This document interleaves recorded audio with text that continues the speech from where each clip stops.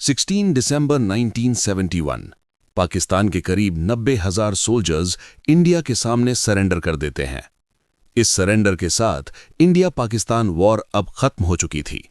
पाकिस्तान दो हिस्सों में टूट चुका था और जन्म हुआ था एक नए देश बांग्लादेश का। पर आखिर इस वॉर की शुरुआत हुई क्यों? कौन सी ऐसी मिलिट्री स्ट्रेटजीज थीं जिसका यूज करके इंडिया ने ये वॉर जीती? क्या है 1971 वॉर की पूरी कहानी? आइए जानते हैं इस वीडियो में। पाकिस्तान का दो हिस्सों में टूटना शायद तभी लिखा जा चुका था जब पाकिस्तान बना था। 1947 में इंडिया के पार्टीशन के बाद पाकिस्तान दो जियोग्राफिकली सेपरेटेड हिस्सों में बना था, वेस्ट पाकिस्तान और ईस्ट पाकिस्तान, जो एक दूसरे से 2000 किलोमीटर दूर थे। ईस्ट पाकिस्तान की पॉपुलेशन एक्चुअली वेस्ट पाकिस्तान से ज्यादा थी, लेकिन पूरी पॉलिटिकल पावर वेस्ट पाकिस्तान में कॉन्सेंट्रेटेड थी। वेस्ट के लोग और पाकिस्तान की गवर्नमेंट शुरुआत से ही ईस्ट पाकिस्तान के लोगों के साथ डिस्क्रिमिनेशन करते थे।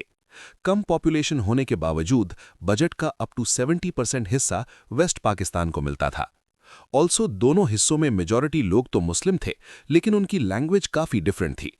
जहां वेस्ट में ज्यादातर लोग उर्दू और पंजाबी बोलते थे, वहीं ईस्ट पाकिस्तान के ज्यादातर लोग बंगाली थे और बंगाली लैंग्वेज ही बोलते थे। लेकिन 1948 में पाकिस्तान गवर्नमेंट ने इन बंगालीज पे उर्दू इंपोज करने की कोशिश की। उन्होंने उर्दू को नेशनल लैंग्वेज डिक्लेयर कर दिया और बंगाली को ऑफिशियल डॉक्यूमेंट्स, स्टैम्प्स और करेंसी से हटाना चालू कर दिया। ईस्ट पाकिस्तान में इस लिंग्विस्टिक डिस्क्रिमिनेशन के अगेंस्ट वेस्ट के लिए विद्रोह की भावना जाग गई। लेकिन इन सब के बाद भी अगले 20 सालों तक पाकिस्तान की सिचुएशन काफी हद तक स्टेबल थी। पर यह सिचुएशन बहुत जल्द बदलने वाली थी। Cut to 1969। पाकिस्तान में एक मिलिट्री रूल चल रहा था। कंट्री के प्रेसिडेंट और मिलिट्री के हेड थे जनरल याहिया खान। याहिया खान ने अनाउंस किया कि वो जल्द ही पाकिस्तान में इलेक्शंस करवा के डेमोक्रेसी को वापस लाएंगे। और इस बार जो नेशनल असेंबली बने भी, बेसिकली उनकी जो पार्लियामेंट बने भी, उसमें पहली बार ईस्ट पाकिस्तान को ज्यादा सीट्स रिप्रेजेंट करेंगी, क्योंकि ईस्ट की पॉपुलेशन भी ज्यादा है। दिसंबर 1970 में ये इलेक्शंस हुए और जब उसके रिजल्ट्स आए तो पूरा पाकिस्तान शॉक में था। ईस्ट पाकिस्तान की एक पॉलिटिकल पार्टी अवामी लीग ने ईस्ट की 169 में से 167 सीट्स जीत ली थीं।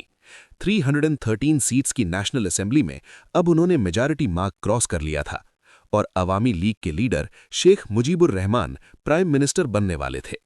मतलब पूरे पाकिस्तान को रूल करने वाला प्राइम मिनिस्टर अब ईस्ट पाकिस्तान से आने वाला था। नेचुरली वेस्ट में बैठे नेताओं और मिलिट्री लीडर्स को ये बात बिल्कुल रास नहीं आई।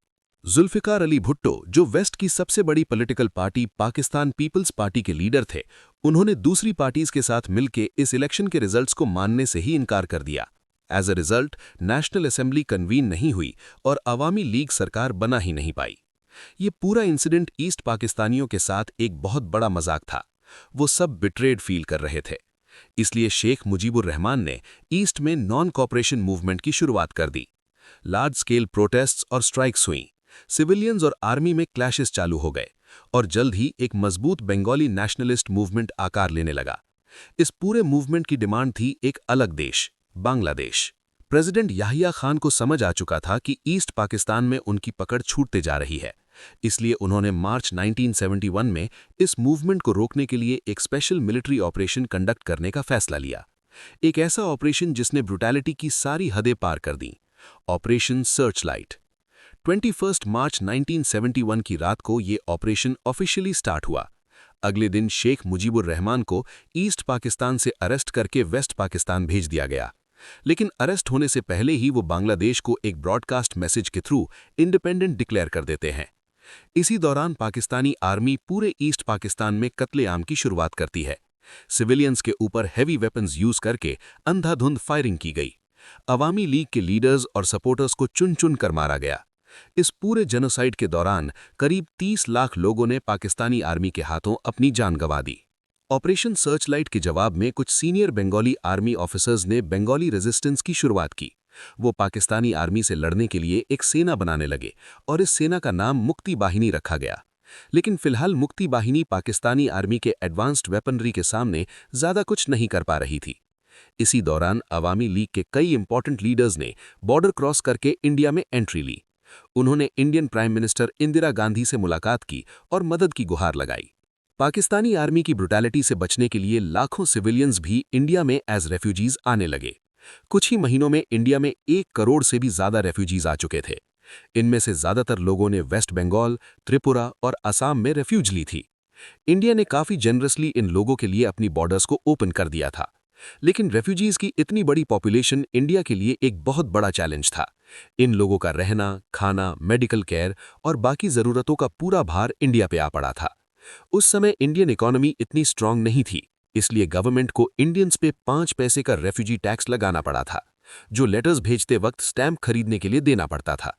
लेकिन इसके बावजूद ये बर्डन इतना बड़ा था कि इंडियन इकोनॉमी पूरी तरह कोलैप्स भी हो सकती थी। साथ ही साथ इन रेफ्यूजी कैंप्स और आसपास के एरियाज में लॉ एंड ऑर्डर मेंटेन करना भी बहुत डिफिकल्ट था। Basically Indian prime minister Indira Gandhi को इस रेफ्यूजी क्राइसिस और ईस्ट पाकिस्तान में चल रहे जेनोसाइड को रोकने के लिए जल्द ही कुछ करने की जरूरत थी।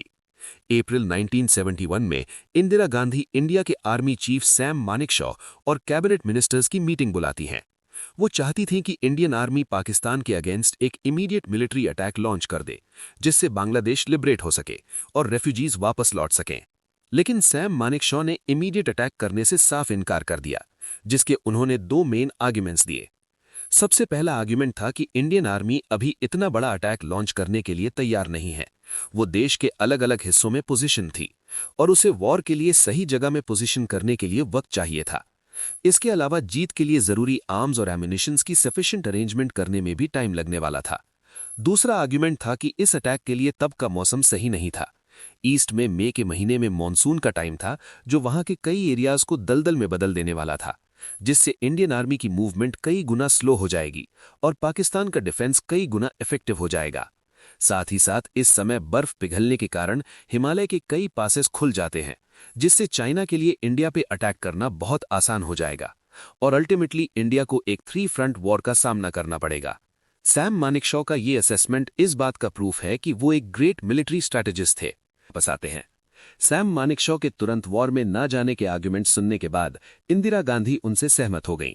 उन्हें यह भी पता था कि यूएस और चाइना दोनों पाकिस्तान के साथ हैं और इसलिए वॉर में जाने से पहले उन्हें किसी भी एक बड़े देश का डिप्लोमैटिक सपोर्ट चाहिए होगा। मीटिंग में डिसाइड होता है कि वॉर में जाने का सबसे सही टाइम आज से 4 महीने बाद करीब लेट नवंबर में होगा। तब तक इंडियन मिलिट्री पूरी तैयारी कर लेगी और इंडियन गवर्नमेंट अपनी डिप्लोमेसी से वर्ल्ड ओपिनियन को पाकिस्तान के खिलाफ करने की कोशिश करेगी, ताकि हो सके तो पाकिस्तान पे इंटरनेशनल प्रेशर बिल्ड हो सके और बिना वॉर के ही बांग्लादेश को आजाद कराया जा सके। 15 मई 1971 को इंडियन आर्मी ने ऑपरेशन जैकपॉट लॉन्च किया, जिसमें उन्होंने खुद अटैक नहीं किया, लेकिन ईस्ट पाकिस्तान की मुक्ति बाहिनी को वेपन्स और ट्रेनिंग्स देने लगे, ताकि वो पाकिस्तानी आर्मी से एक इरेगुलर वॉर लड़ सकें और उन्हें कमजोर कर सकें। इसी दौरान Indian foreign minister Swaran Singh और बाकी कैबिनेट मिनिस्टर एक डिप्लोमैटिक कैंपेन लॉन्च करते हैं, जिसमें वो पूरे वर्ल्ड की अलग अलग कंट्रीज में इंडियन डेलीगेशन लेके जाते हैं और वहां की गवर्नमेंट्स को पाकिस्तान पे प्रेशर बिल्ड करने को कहते हैं। यूनाइटेड नेशंस में भी पाकिस्तान के अगेंस्ट एक प्रपोजल रखा जाता है। सभी जगह रिफ्यूजी क्राइसिस के चलते इंडिया को सिंपैथी तो मिलती है, लेकिन कोई भी पाकिस्तान के अगेंस्ट सख्त कदम नहीं उठाता। इवन यूएसए, जो खुद को डेमोक्रेसी का रक्षक बताता है, वो पाकिस्तान को डेमोक्रेसी का मर्डर करने में सपोर्ट कर रहा था। पाकिस्तान यूएसए का क्लोज एलाई तो था ही, साथ में पाकिस्तान यूएसए और चाइना के बीच में डिप्लोमैटिक रिलेशंस बिल्ड करने में एक इंपॉर्टेंट रोल निभा रहा था। इसलिए यूएसए प्रेसिडेंट निक्सन और उनके national security adviser Henry Kissinger Pakistan के अगेंस्ट नहीं जाना चाहते थे। इन सब के बीच अगस्त 1971 में इंडिया को एक बड़ी डिप्लोमैटिक जीत हासिल होती है। इंडिया और सोवियत यूनियन ने Indo Soviet treaty of peace, friendship और कोऑपरेशन साइन कर ली।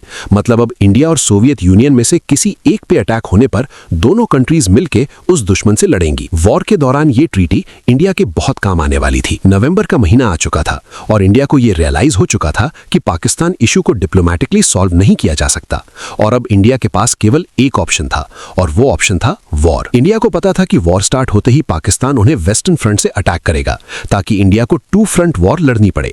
इसलिए इंडियन मिलिट्री दोनों ही फ्रंट्स में लड़ाई के लिए तैयार थी। नवंबर के आखिरी हफ्ते में इंदिरा गांधी ने मिलिट्री को अटैक के फाइनल ऑर्डर्स दिए। करीब एक हफ्ते बाद 4 दिसंबर के दिन इंडिया पाकिस्तान पे एक full scale military attack launch करने वाला था। इंडिया की तैयारी देख के पाकिस्तानी प्रेसिडेंट याह्या खान को समझ आ चुका था कि इंडिया किसी भी वक्त ईस्ट पाकिस्तान में अटैक कर सकता है। वो इंडिया को किसी भी हाल में ईस्ट से डिस्ट्रैक्ट करना चाहते थे, इसलिए उन्होंने पैनिक होकर 3 दिसंबर के दिन ऑपरेशन चंगेज खान लॉन्च कर दिया, जिसमें उन्होंने खुद ही इंडिया पे वेस्ट से अटैक कर दिया। शाम के 5:45 बजे पाकिस्तान के फाइटर जेट्स इंडिया के कई एयरफील्ड्स के ऊपर आ गए। पठानकोट, अमृतसर और आगरा जैसे कई एयर बेसिस पे हैवी बॉम्बिंग हुई। एयरफोर्स में एक सॉर्टी का मतलब होता है टेक ऑफ से लैंडिंग तक एक अटैकिंग ट्रिप। उस दिन पाकिस्तानी एयरफोर्स ने टोटल 50 सॉर्टीज कंडक्ट करी थी तो करीब 180 बॉम्ब्स गिराए थे। लेकिन इस पूरे अटैक में केवल इंडिया के रनवेज को डैमेज पहुंचा, जिसे इंडियंस ने कुछ ही घंटों में रिपेयर कर लिया। इंदिरा गांधी और बाकी अथॉरिटीज को जब इन अटैक के बारे में पता चला तो उन्होंने चैन की सांसें ली। पहले अटैक करके पाकिस्तान ने वॉर का पूरा ब्लेम अपने सर ले लिया था और अब बारी थी इंडिया के जवाब की। रात के 11:15 बजे सैम मानेकशॉ इंदिरा गांधी को ब्रीफ करते हैं और अटैक लॉन्च करने की फॉर्मल परमिशन मांगते हैं। कुछ ही देर बाद इंदिरा गांधी अटैक लॉन्च करने का फाइनल डिसीजन लेती हैं और इसके बाद वो देश को ऑल इंडिया रेडियो के थ्रू एड्रेस करती हैं। कुछ साल पहले 5:30 PM पे पाकिस्तान ने एक full scale war against us के लिए लॉन्च कर दिया था। आज war in Bangladesh has war in India के लिए बन गया है। इसी के साथ India officially Bangladesh liberation war का हिस्सा बन जाता है। अगले दिन यानी 4 दिसंबर की सुबह इंडियन एयरफोर्स ने पाकिस्तान पे 2 गुना ज्यादा एग्रेसिव अटैक लॉन्च किया। इस अटैक में टोटल 120 सॉर्टीज पूरी की गई, जिसमें पाकिस्तान के एयर बेसिस और उनके एयरक्राफ्ट्स को मेजर डैमेज पहुंचा। दूसरी तरफ इंडियन नेवी की ईस्टर्न फ्लीट ईस्ट पाकिस्तान के 2 पोर्ट्स चिटगोंग और कॉक्सिस बाजार पे हमला करने के लिए आगे बढ़ी। इंडिया के एयरक्राफ्ट कैरियर INS विक्रम से 12 एयरक्राफ्ट ने टेक ऑफ किया। एयर टू ग्राउंड रॉकेट्स का यूज करके दोनों पोर्ट्स पे स्ट्राइक कंडक्ट की गई और उन्हें बुरी तरह से डैमेज कर दिया गया। उसी रात इंडियन नेवी वेस्टर्न फ्रंट पे ऑपरेशन ट्राइडेंट लॉन्च करती है, जिसका ऑब्जेक्टिव था कराची पोर्ट पे हमला करना। उस समय इंडिया के पास ऐसी एक भी वॉरशिप नहीं थी जो रात में मिसाइल से हमला कर सके, लेकिन इंडिया ने रिसेंटली सोवियत यूनियन से ओसा क्लास मिसाइल बोट्स खरीदी थी, जो साइज में तो काफी छोटी थी लेकिन P-15 टर्मिट जैसी खतरनाक मिसाइल से हमला कर सकती थी। पर एक प्रॉब्लम थी, ये मिसाइल बोट्स केवल शॉर्ट डिस्टेंस ही ट्रैवल कर सकती थी।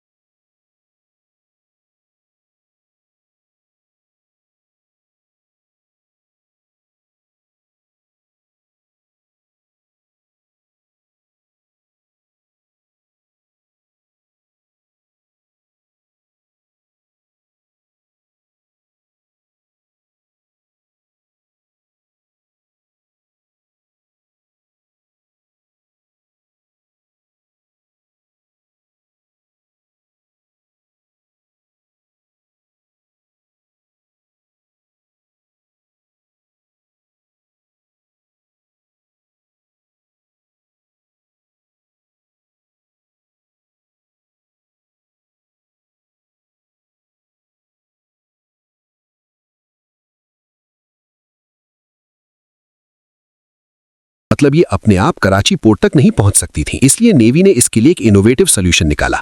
उन्होंने अपनी बड़ी बैटलशिप INS किल्तन से इन मिसाइल बोट्स को बांध लिया और कराची पोर्ट के नजदीक पहुंचने तक उन्हें टो किया। मिसाइल बोट्स को तभी स्टार्ट किया गया जब वो कराची पोर्ट के काफी नजदीक पहुंच गई। करीब रात के 10:30 बजे इन मिसाइल बोट्स ने भयानक अटैक लॉन्च किया। पोर्ट में डॉक्ड पाकिस्तानी बैटलशिप्स PNS खैबर और PNS मुहाफिज पूरी तरह से डिस्ट्रॉय हो गई और डूब गई और उनकी वीनस चैलेंजर को भी बुरी तरह से डैमेज कर दिया गया। साथ में इंडियन नेवी ने वहां रखे ऑयल टैंकर्स को भी सक्सेसफुली हिट किया, जिस कारण पूरे कराची पोर्ट में एक भयानक आग लग गई जो कई दिन तक जलती रही। इंडिया के इन सभी जवाबी हमलों को देख के पाकिस्तान काफी शॉक था, लेकिन ये तो केवल शुरुआत थी। राजस्थान के डेजर्ट रीजन में एक टाउन है लोंगेवाला। वॉर के दौरान लोंगेवाला पोस्ट में इंडियन आर्मी की पंजाब रेजिमेंट की केवल एक कंपनी तैनात थी, जिसमें केवल 120 सोल्जर्स थे। इनके कमांडर थे major KS Chandpuri. Pakistani army ने रात में मौका देखकर अपने 2-3 हजार सोल्जर्स के साथ यहां हमला कर दिया। 20 गुना ज्यादा सोल्जर्स के साथ साथ उनके पास हेवी आर्टिलरी गन्स और करीब 45 टैंक्स भी थे। इस अटैक को काउंटर करने के लिए इंडियन आर्मी को इंडियन एयरफोर्स की मदद चाहिए थी।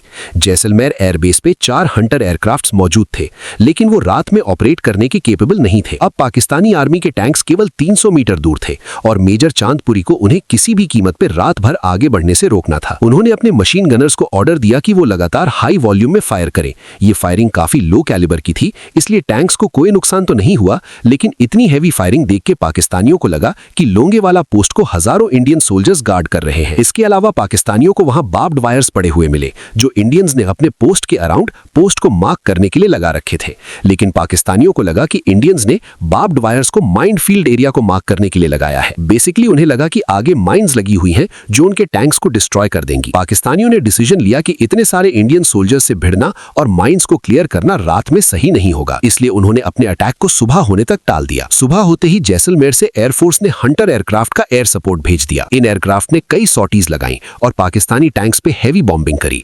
दर्जनों पाकिस्तानी टैंक्स पूरी तरह से डिस्ट्रॉय हो गया। 6 दिसंबर की रात तक पाकिस्तानी ट्रूप्स को हैवी लॉसेस हो चुके थे और उनकी मदद के लिए भी पाकिस्तानी एयरफोर्स से कोई नहीं आया। अल्टीमेटली एक करारी हार के बाद उन्हें रिट्रीट करना पड़ा। 7 दिसंबर तक इंडियन आर्मी ने ईस्ट में भी मेजर प्रोग्रेस अचीव कर ली थी। ईस्ट पाकिस्तान का पहला मेजर टाउन जैसौर लिबरेट हो चुका था।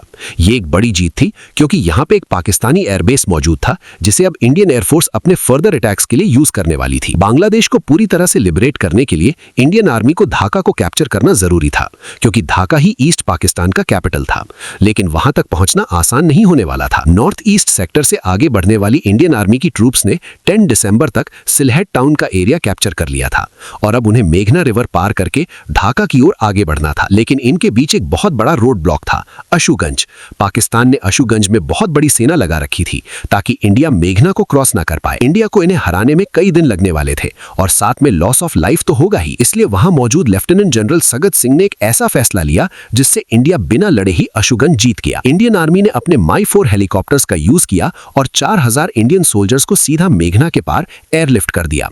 अशुगंज को बाईपास किया जा चुका था। वहां पोजीशन्ड पाकिस्तानी आर्मी केवल देखती रह गई और कोई एक्शन नहीं ले पाई। इंडियन आर्मी चारों दिशाओं से आगे बढ़ रही थी और अब इंडिया के लिए ढाका दूर नहीं था। तभी वॉर में पाकिस्तान के सपोर्ट में एंट्री होती है दुनिया के सबसे शक्तिशाली देश की, और वो देश था अमेरिका। पाकिस्तान के सपोर्ट में यूएसए ने अपनी नेवी की टास्क फोर्स 74 को बे ऑफ बंगाल की ओर भेज दिया।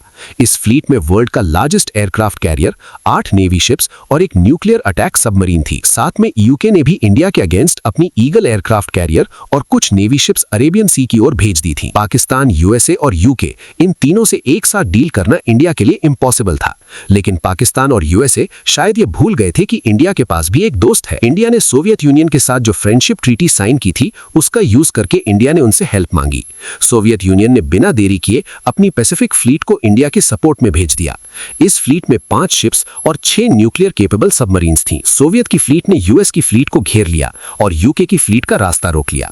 एक न्यूक्लियर वॉर के डर से यूएस और यूके ने आगे बढ़ने की हिम्मत नहीं की और इंडिया के ऊपर से एक बहुत बड़ा खतरा हट गया। 11 दिसंबर तक इंडियन आर्मी चारों दिशाओं से जीत हासिल करते हुए तेजी से आगे बढ़ रही थी। इसे देखते हुए पाकिस्तान की बहुत बड़ी सेना नॉर्थ से पीछे हटते हुए ढाका की ओर जाने लगी। अगर ये सभी पाकिस्तानी ढाका पहुंच के वहां मौजूद सेना से मिल जाते तो फिर ढाका को आजाद करना इंडिया के लिए चैलेंजिंग होता। इसलिए इंडियन एयरफोर्स और इंडियन आर्मी ने एक जबरदस्त कंबाइंड ऑपरेशन को अंजाम दिया। एयरफोर्स के करीब 500 ट्रांसपोर्ट एयरक्राफ्ट्स ने तंगेल रीजन में करीब 800 इंडियन पैराट्रूपर्स को ड्रॉप किया। तंगेल रीजन पीछे आती हुई पाकिस्तानी सेना और ढाका के बीच में पड़ता था। इफेक्टिवली इस ड्रॉप के बाद पाकिस्तानियों का ढाका का रास्ता बंद हो चुका था। 800 पैराट्रूपर्स के अलावा इंडिया ने आसपास के एरियाज में जूट से बनी डमीज को भी ड्रॉप किया। ये डमीज दूर से बिल्कुल इंडियन सोल्जर्स जैसी दिखती थी। ऐसा इसीलिए किया गया ताकि पाकिस्तानियों को लगे कि इंडियन पैराट्रूपर्स का नंबर बहुत ज्यादा है और वो इन्हें अटैक करने की हिम्मत न करें, और हुआ भी ऐसा ही। ये मिशन काफी सक्सेसफुल हुआ और इसने इंडिया को जीत के काफी करीब ला दिया। 14 दिसंबर तक ढाका पूरी तरह से घिर चुका था और इंडिया ने पाकिस्तान के सामने सरेंडर की मांग रखती थी, लेकिन पाकिस्तान ने अभी तक सरेंडर नहीं किया था। ऐसे में इंडियन एयरफोर्स को एक इंटेलिजेंस हाथ लगी, जिसके अकॉर्डिंग ढाका में मौजूद गवर्नमेंट हाउस में ईस्ट पाकिस्तान के गवर्नर एक हाई लेवल मीटिंग करने वाले थे, जिसमें वो वॉर को कंटिन्यू रखने पे डिसीजन लेने वाले थे। लेकिन ये मीटिंग प्लान के हिसाब से नहीं जाने वाली थी। इस मीटिंग के दौरान इंडियन एयरफोर्स ने कुछ ऐसा किया जिसने पाकिस्तान को जड़ से हिला दिया। विंग कमांडर बिश्नोई और उनके साथ 3 और पायलट्स ने अपनी MiG-21s में उड़ान भरी और चलती मीटिंग के दौरान एक जोरदार एयर स्ट्राइक कंडक्ट की। पूरा गवर्नमेंट हाउस धुआं-धुआं हो गया। गवर्नर AM मलिक भागकर एक एयर रेड शेल्टर में अपनी जान बचाए और कांपते हुए हाथों से अपना रेजिग्नेशन लिखने लगे। गवर्नर के रेजिग्नेशन के साथ ईस्ट पाकिस्तान में पाकिस्तानी गवर्नमेंट की बैकबोन अब टूट चुकी थी। 15 दिसंबर तक पाकिस्तानी सोल्जर्स ने अंदर से हार मान ली थी। इंडियन आर्मी का ढाका पे कब्जा हो चुका था और इंडियन नेवी ने समुद्री रास्ता भी ब्लॉक कर दिया था। बेसिकली पाकिस्तानियों के एस्केप का कोई चांस नहीं था। पाकिस्तानी सोल्जर्स अपनी जान बचाने के लिए ढाका यूनिवर्सिटी और बाकी बिल्डिंग्स में छिपे हुए थे। इस दौरान सैम मानेकशॉ ने पाकिस्तानी ट्रूप्स और पाकिस्तान की eastern army commander general Niazi को मैसेजेस ब्रॉडकास्ट किए, जिसमें उन्होंने पाकिस्तान के अनकंडीशनल सरेंडर की मांग रखी। इन मैसेजेस से पाकिस्तानियों का मोराल पूरी तरह से टूट गया। मेजर जनरल जेकब, जो इंडियन आर्मी के ईस्टर्न कमांड के चीफ ऑफ स्टाफ थे, 16 दिसंबर को उन्हें जनरल नियाजी के पास सरेंडर के नेगोशिएशंस करने के लिए भेजा गया। कई घंटों के इंटेंस